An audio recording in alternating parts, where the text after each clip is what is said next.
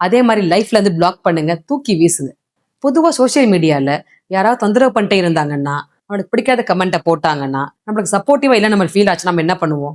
அவங்கள பிளாக் பண்ணுவோம். ஆனா நிஜ வாழ்க்கையில நம்ம ஃப்ரெண்ட்ஸ்ங்கிற பேர்ல, நம்ம ஃபேமிலிங்கிற பேர்ல, நம்ம சொந்தக்காரங்கங்கிற பேர்ல இதெல்லாம் பண்றவங்கள நம்ம ஏன் பிளாக் பண்றது கிடையாது? உங்க வளர்ச்சிய பிடிக்காம, உங்க ஸ்ட்ரகிள புரிஞ்சுக்காம, அவங்க தேவைக்கு மட்டுமே அவங்கள யூஸ் பண்ணிக்கிட்டு, ஒரு நார்சிஸ்டிக் பிஹேவியரோட இருக்கவங்கள எதுக்கு நம்ம பிளாக் பண்ணாம வச்சிருக்கோம்?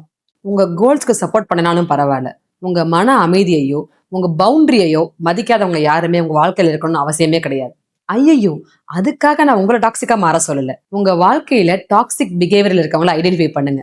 அவங்க உங்க வாழ்க்கைய விட்டு கொஞ்சம் தள்ளி வைங்க. நம்ம சமூகத்துல ஒரு லவ்லயோ, ஒரு மேரேஜ்லயோ போனா, அந்த மேரேஜ்க்குள்ள எப்படி இருக்கணும்னு சொல்லி தர நம்ப, அந்த மேரேஜ் சரியில்ல, தப்பா அமைஞ்சிருச்சு, அது உனக்கு கரெக்ட்டா இல்ல அப்படின்னா, அதுலருந்து எப்படி வெளிய வரணுங்கிறத சொல்லி தர்றது கிடையாது. இதனாலயோ என்னமோ நெறைய ஆண்களும் சரி, நெறைய பெண்களும் சரி, ஒரு டாக்ஸிக்கான ரிலேஷன்ஷிப்ல இருந்து எப்படி வெளிய வரதுன்னு தெரியாம முழிச்சுட்டு இருக்காங்க.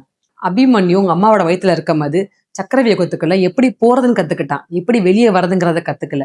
அது மாதிரி நம்ம ஒரு மேரேஜ்ங்கிற ரிலேஷன்ஷிப்குள்ள எப்படி போறதுன்னு கத்துக் குடுத்தோமே தவிர, அது தப்பா இருக்கு, அது சரியில்ல, அதுல நீ மாட்டிட்டு இருக்க அப்படின்னா, அதுலருந்து எப்படி வெளிய வரதுங்கிறத சொல்லி தராம விட்டுட்டோம்.